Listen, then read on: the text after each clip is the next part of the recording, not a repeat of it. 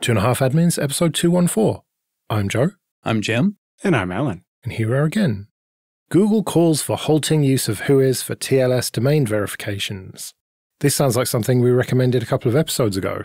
Yeah, and I think for the same reasons. Yeah, somebody managing to register Microsoft.mobi was a pretty stringent wake-up call, if nobody had noticed such a call before. I think Google's proposal probably stems from that. There are a lot of people in the industry who have realized that a dependency on WHOIS is a problem for quite some time. I believe Amazon, in fact, already had their own private program to try to remove any WHOIS dependencies from their own workflow. But unfortunately, Google has gotten quite a bit of feedback that says that removing those dependencies isn't always easy. Well, I feel like in general for SSL certificates, we should rely on something a bit stronger than email as well. Like you should have to exert positive control of the domain name. That's what domain name verified SSL certificates are supposed to require. And that's not the same as just being able to access an email address, especially when that email address isn't even necessarily associated with the domain other than via this WHOIS record, which is oftentimes with privacy, not even useful information. Unfortunately, I think that in order to really remove WHOIS from the workflow, you kind of have to replace it. We don't really have all the information available that we need about every domain without WHOIS. If you've ever bought your own domains, for example, obviously all of us here have, and I think I tend to be the most paranoid out of the three of us to the point that I refuse to use the search tool in my registrar because I don't know who might have access to those queries and who might decide to use that to snap up anything that I'd been thinking about for speculation. And I want to contribute to that. So instead, I hit the command line. And, when I first started doing that in searching for domains, of course, my first thought was I'll just dig at the root servers and see, is there any DNS for the domain that I might want? And that seemed to work well until one day I did that and I found no DNS for the domain that I wanted to get. And I popped back on up to Namecheap in my browser and I confidently went to register it. And it turned out I couldn't. That domain had, in fact, already been registered. But as it turns out, you don't have to specify any kind of DNS records when you register a domain. It is entirely possible to register it, purchase it, and have the only evidence of that be a WHOIS record. Rent it. I thought we agreed to call it renting. Sure. And in particular, Google's not calling for us to kill WHOIS altogether, just not to use WHOIS for issuing TLS certificates.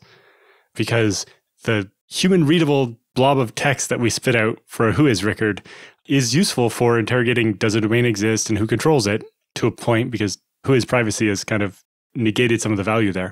But for TLS, you really do need to prove that you control the domain, which I think the two common ways that we do that outside of the WHOIS record lookup for the email address is by adding a DNS record or creating a file at a well-known path, right? So the two ways that Let's Encrypt supports, which are not email. And I think that all SSL certificates should use one of those two methods, either, adding the CNAME record to DNS or creating the right file with the secret data at .wellknown/blah, blah, blah.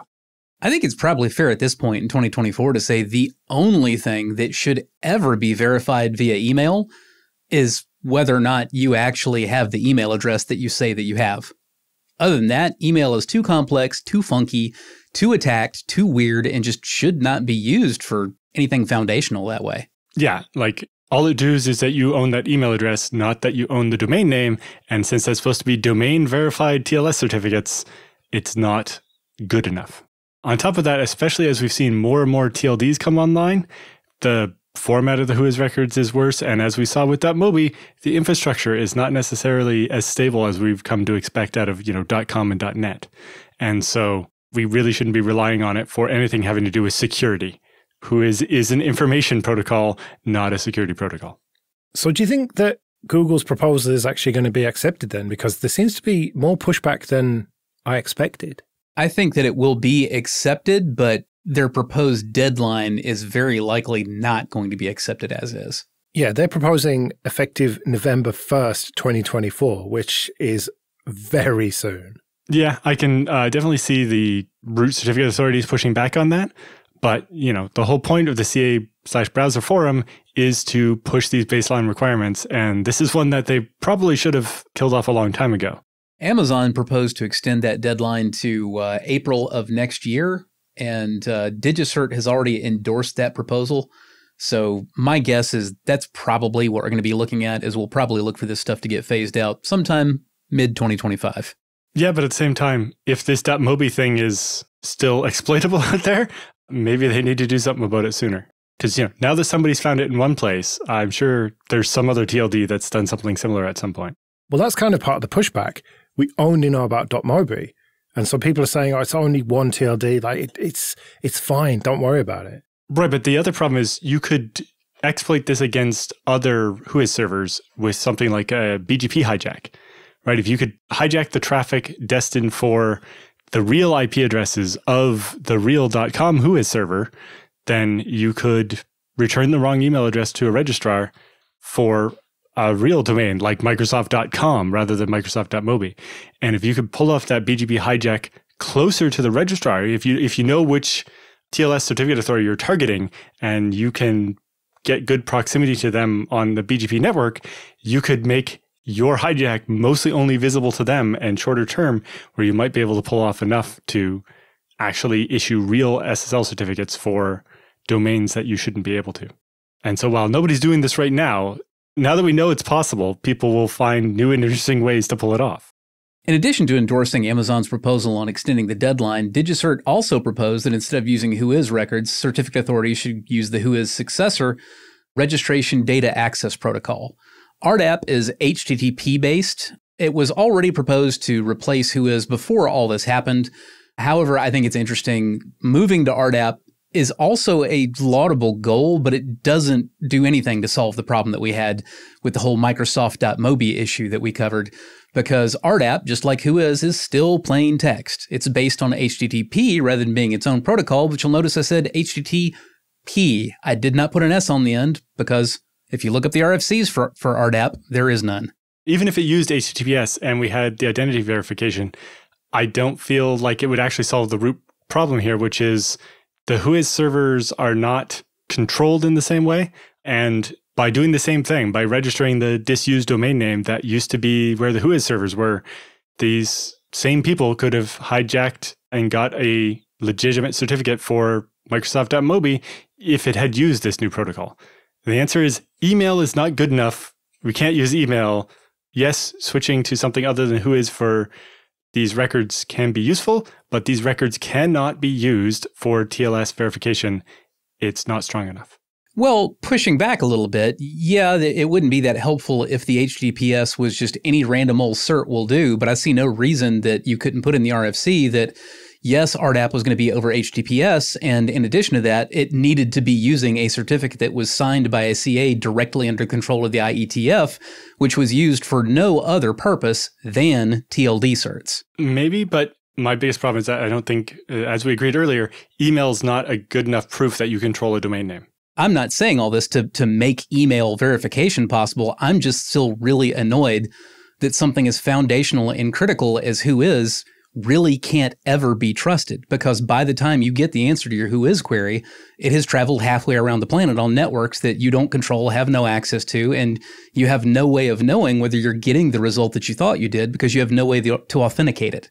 It's not the HTTPS encryption specifically that I'm looking for, it's the authentication. Yes. The proof of the identity of the other side, that it is, you're getting these results from the real TLD controller, not some random security researcher who managed to pick up a expired domain name. And I think if the IETF or, ICANN or whoever had the one special magic CA that was for no other purpose than issuing these certificates to the TLDs and nothing else, I don't think that would be that hard to maintain. You lose a lot of the issues that currently weaken the certificate program that we have right now, which is that we're all supposed to trust a bewildering morass of different certificate authorities, which frequently either get hijacked or were never trustworthy to begin with.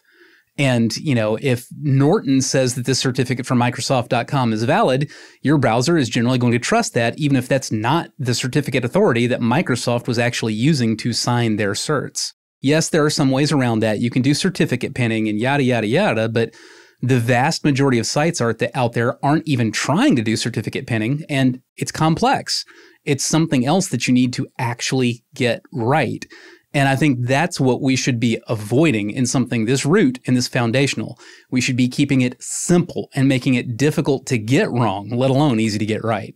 Yeah, although I would say that rather than using a special one-off certificate authority, that something like certificate pinning actually makes more sense.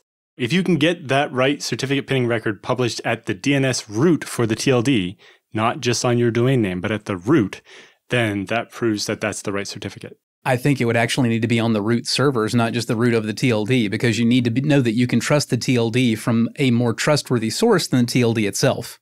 Right. Well, that's DNSSEC from, the dot TLD would then say, this, you're talking to the real .gim TLD, and that one in the root with DNSSEC as well says this is a certificate that our WHOIS server will use, and it won't ever be a different one. That is exactly what I would like to see. Okay, this episode is sponsored by 1Password. Imagine your company's security like the quad of a college campus.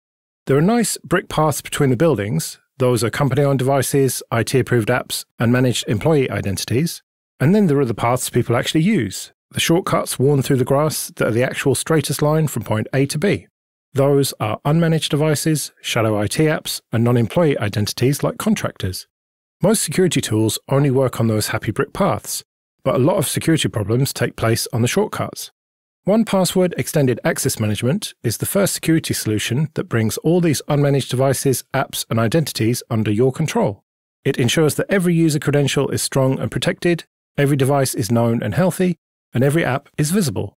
1Password Extended Access Management solves the problems traditional IAM and MDM can't touch. It's security for the way we work today, and it's now generally available to companies with Okta and Microsoft Entra, and in beta for Google Workspace customers. So support the show and check it out at onepassword.com/25A. That's onepassword.com/25A. Let's do some free consulting then. But first, just a quick thank you to everyone who supports us with PayPal and Patreon. We really do appreciate that. If you want to join those people, you can go to 2.5admins.com/support. And remember that for various amounts on Patreon, you can get an advert-free RSS feed of either just this show or all the shows in the Late Night Linux family. And if you want to send in your questions for Jim and Alan or your feedback, you can email show@2.5admins.com. Another perk of being a patron is you get to skip the queue, which is what Kermit has done. They write, if you're not using VLANs, may I ask how you like to isolate IoT devices? For access points, I really like Ubiquiti, and you can host your own controller. What are your thoughts on Ubiquiti? I'm not a huge fan anymore. I've got a lot of Ubiquiti gear deployed all over the place, and honestly, it used to be a better company than it is right now. Didn't they do like a rug pull with firmware updates or something? Well, they've done a few rug pulls. They've hurt the camera industry based on their products that deployed the Ubiquiti security cameras worse than they've deployed the people who depend on their access points so far. But in my opinion, this is definitely a case of we're seeing creeping and shitification going on. As new versions of the controller come out, they tend to look shinier and be less useful. And in general, I just haven't been a fan of the direction the company is going. It's still not the worst gear. Nobody who has Ubiquiti stuff should feel like they heard me saying, oh, you should rip that out and throw it away. I've still got 5 or 6 Ubiquiti access points all through my house, and I'm not planning on replacing them anytime soon. But if I had to do it over again, I wouldn't go Ubiquiti. I'd go TP-Link. Yeah, like a friend of mine's the IT admin for a school board, and they were using the Ubiquiti camera stuff. And then Ubiquiti's like, well, you can't host your own controller anymore. You have to use our hardware. But our hardware can't support even a quarter of the cameras you were doing per hardware server you had before because you built servers that were designed to handle that many video streams. And so having that suddenly, oh, you have to switch to this other solution, and oh, the solution is only 20% as capable, was a really big slap in the face for them. But as far as the original question about separating IoT devices, it depends how much you want to isolate them. But in general, just making it its own SSID and using a different subnet is probably enough. If you're just wanting to keep the devices separate rather than necessarily worrying about them spying on you. I don't know. In my house, I don't have any IoT devices, and that's why I don't have to worry about putting them on a separate VLAN. Yeah, that's basically the same thing here. If I don't trust a device, it doesn't go on my network, period. It goes in the round file. So I don't have that large a concern for that. Now, with that said, what Alan was talking about, having a separate SSID, he's strongly implying that does run on its own VLAN, because without the VLAN separation, you can't run a separate DHCP server on it and everything's still on one flat network, even if you've got more than one SSID. However, that's going to be pretty easy to do on just about any set of Wi-Fi gear that supports it at all. Even most consumer Wi-Fi gear supports the concept of a guest network. And again, typically what that really means is the guest network is running on a separate VLAN with a separate DHCP server, and that VLAN is not allowed to route to the main VLAN. It's only allowed to get to the internet and back. Yeah, I'm assuming the reference to not having VLANs here is related to one of the previous questions where somebody asked about how complicated of a switch they need. But yeah, in my house, I actually do have VLANs, but only for a guest network. And, I used to have a separate office network for when people worked in my basement, but they don't do that anymore. So I just have my home network and then the guest network. I think that was worth talking about, though, because a lot of folks don't realize what a guest network really is or should mean when it comes to Wi-Fi. And what it means is, even though you may never see the term VLAN, especially if you're dealing with consumer gear, if that's not what it's doing, then it's not really separated. Your devices on the guest network should be on a separate subnet. And again, if you've got two different subnets and two different DHCP servers, you've either got physically separated segments or you've got VLANs, one or the other. What we're talking about here is VLANs, and then the question just becomes, is there anything IoT grade that you need to plug in and you also want to isolate? And if there is, then you're going to need a switch that supports VLANs. On the other hand, if all your IoT gear is strictly Wi-Fi, then you can avoid a lot of that complexity. You don't really have to worry about your switch supporting VLANs or not, because your wireless controller will do it all for you. Martin also skipped the queue. He writes, I'm moving. My old place has dry walls. Most devices are connected over Ethernet. I had one access point which was enough for this setup. The new place has about 6 rooms, 180 meters squared, which is 2,000 square feet, and massive brick walls. I can only see one Wi-Fi network with 1 to 2 bars on my mobile phone from my new neighbor, so not much crosstalk. Per room, I have 1 to 3 wired devices and 1 or 2 wireless mobile devices. I don't have any IoT devices, so no need for VLANs. Every room has one Cat5a Ethernet port. Is it a good idea to use an in-wall access point like the TP-Link access point EAP615 wall as a switch/AP combo per room with an Armada hardware controller? I would dial down the signal strength and maybe only use the 5 GHz band to minimize crosstalk. So essentially, this looks like an excellent solution from where I'm at.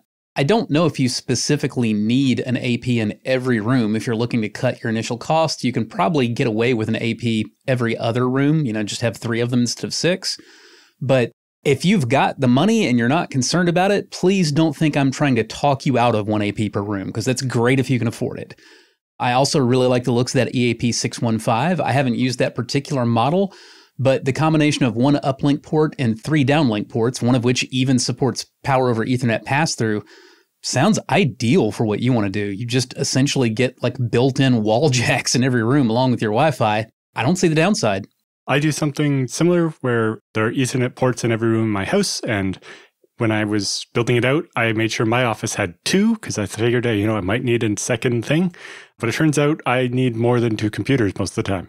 So the second wall jack that I have goes into a little TP-Link switch and fans out to all the random devices and lets me have multiple things at once.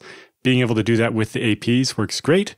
But as Jim said, if you only want to go with an AP in every other room, then you could just go with a simple low-end TP-Link switch in the other rooms to still turn that one Ethernet port into a bunch, since you have up to 3 wired devices in each room. This is a very clean way to give you a couple more Ethernet ports, though, if you don't need more than that. Right. It really is. And again, if you were already looking at the costs of buying 6 access points and it wasn't bothering you, just go ahead and do it. You can absolutely substitute, a cheap switch in half of your rooms, like Alan was saying. But, looking at the costs, even if you were to do that, you're only talking about saving about $150 total, about $50 per room that you use an AP switch in place of the AP. Because at least in American prices, these APs are showing up at less than $90 a piece. So we're not talking about a ton of money here. And it might be nice just to have the extra clean approach of like every room is the same. Like there's no weird, different extra stuff going on. The only other thing that I would mention, and Martin already said that he was planning on doing this, but it is absolutely a good idea. Turn down that transmit strength on those access points. Because what you don't want to happen is have this wonderful high-end setup with a separate access point in every room, but half of the devices in every room are connected to an access point, halfway across the house, giving you terrible performance. And the best way to avoid that is dialing down that transmit strength. The last thing I'll mention, Martin, is you talked about turning off 2.4 gigahertz entirely. I don't really recommend that. You don't realize how many cheap devices only have 2.4 gigahertz radios until you disable 2.4 entirely and discover how many things won't connect to your Wi-Fi. So it's probably a better idea to go ahead and absolutely do offer the 2.4. You can set your APs to prefer 5 gigahertz, and they will tell devices that are willing to listen, hey, I'd prefer you go on 5 gigahertz. And if they are listening, they will. And for the rest of it, turn the 2.4 gigahertz transmit strength down absolutely as far as it will go, because it does carry quite a bit further than the 5 gigahertz. And you should be good to go. If you really want to get fancy with it, you can even make certain that you've divvied up the channel that your APs run on for 2.4 gigahertz and try to make sure that any neighbor of one access point is running on a different channel than the first one, and that will prevent the collision issues that you're worried about. Yeah, in my house, I have 2 separate SSIDs, and one of them is 5 gig only, and that lets me ensure that certain devices are only on 5 gig. But like Jim said, the configuration options it's offering there are a good way to do it. I turned off 2.4 thinking, I'm not going to need that. And then sure enough, I went to connect my old laptop and I was like, oh yeah, this is 2.4 only. Then I had to get into the AP and enable it. So yeah, it's probably worth just leaving it on. You'd be surprised how many brand new Wi-Fi printers only support 2.4 on their Wi-Fi interface. Yep. Okay, this episode is sponsored by people who support us with PayPal and Patreon. Go to 2.5admins.com/support for details of how you can support us too. Patreon supporters have the option to listen to episodes without ads like this. And it's not just this show. There's Late Night Linux for news, discoveries, audience input, and misanthropy. Linux Matters for upbeat family-friendly adventures. Linux After Dark for silly challenges and philosophical debates. Linux Dev Time about developing with and for Linux. Hybrid Cloud Show for everything public and private cloud. And Ask the Hosts for off-topic questions from you. You can even get some episodes a bit early. We've got a lot going on, and it's only possible because of the people who support us. So if you like what we do and can afford it, it would be great if you could support us too at 2.5admins.com/support. Tony, who's a patron, also skipped the queue. They write, I would like some advice on setting up a better remote access network than I currently have. Right now, I deploy small form factor PCs to client sites to manage on-prem hardware controllers. I have all of these PCs set up with a WireGuard tunnel to a VPS. I and the other technicians connect via WireGuard to the VPS. We can get to access the local network that the PC is on by tunneling our traffic via SSH to the WireGuard IP of the remote PC. While this works, it is not ideal. Windows PCs in particular cause issues, as well as not all applications play nicely. Do you have a better solution that I can use to accomplish this goal? Ultimately, I'd like it to feel like I'm sitting on the same LAN as the PC, with more latency of course. As a follow-up, do you have a small form factor PC recommendation? My current vendor is not as reliable as I had originally hoped. So I think the biggest problem here is the fact that WireGuard is a layer 3 VPN, so it only does IP level stuff.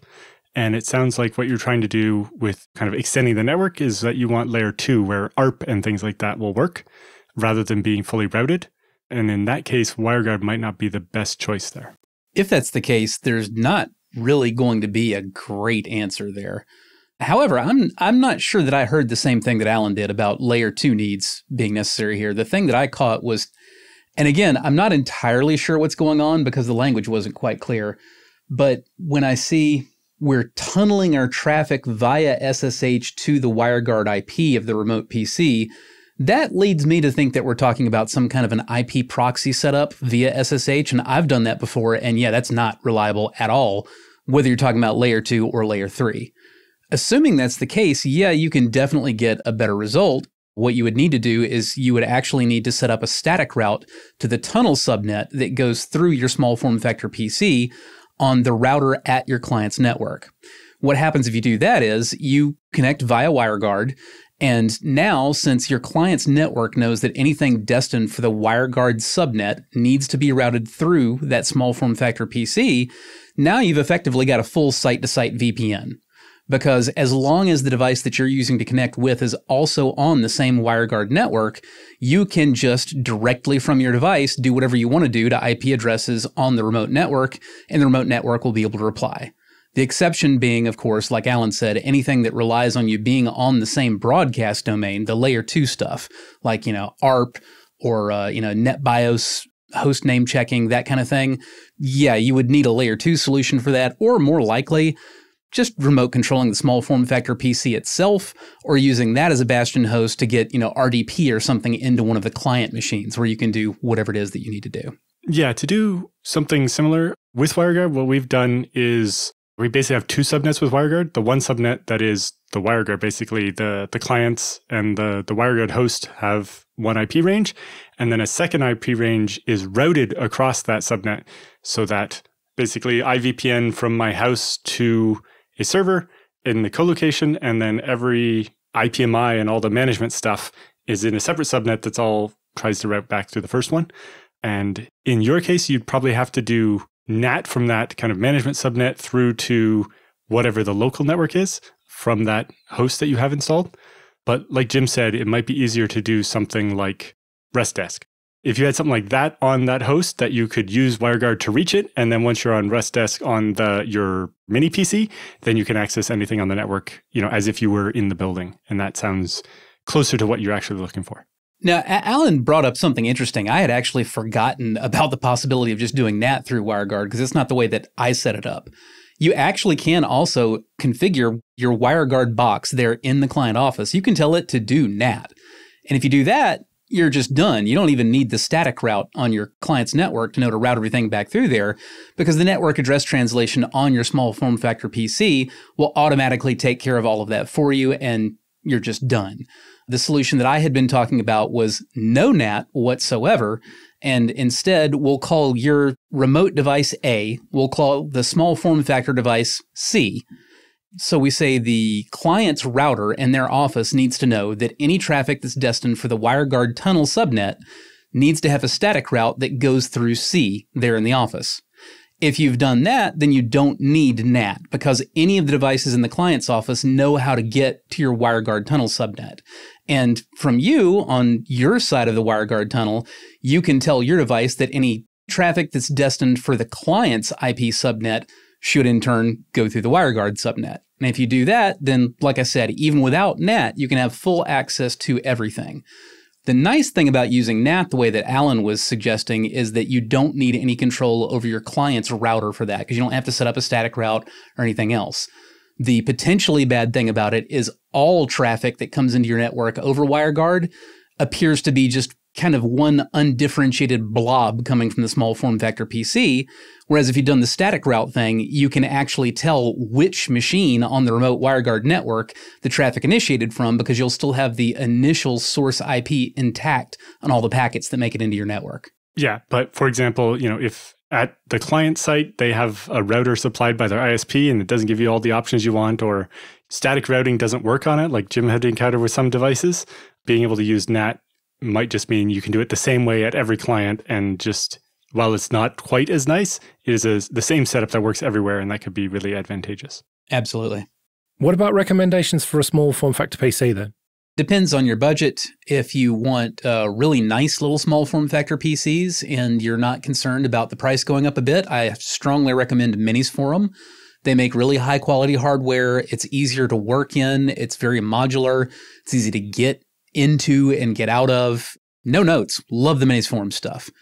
If you want to spend a little bit less money and you're looking for lower end and or more industrial looking stuff, I really like Chotom. That's spelled QOTOM. You can find their stuff at a lot of random retailers. I usually buy mine off of Amazon. Newegg used to carry them. And in general, you can usually get a bare bones Chotom for about like $200 or $300, and the Minis Forum boxes, it's harder to say just like a generic price, because you also have a lot more options in terms of CPU and RAM and whatnot with Minis Forum. But a very basic Minis Forum device is usually going to be more like $500 or $600. Yeah, and both of those are more industrial grade. But when I needed something really small just to run my TV, I went with a B-Link, B-E-E-L-I-N-K. The B-Link stuff is, I've got some familiarity with it as well. If you're really looking for the low end, You're probably not going to be able to beat B-Link on the price. I will say the quality is I've encountered more than one B-Link device completely dead out of the box, and more than one that failed really soon as well. Now, with that said, that doesn't mean that every B-Link box is going to die, but just be aware you really are paying for something a little bit more when you spend a little bit more than what B-Link costs. Right, well, we better get out of here then. Remember, show@2.5admins.com if you want to send in your questions or your feedback. You can find me at joelrest.com/mastodon. You can find me at mercenarysysadmin.com. And I'm at Alan Jude. We'll see you next week.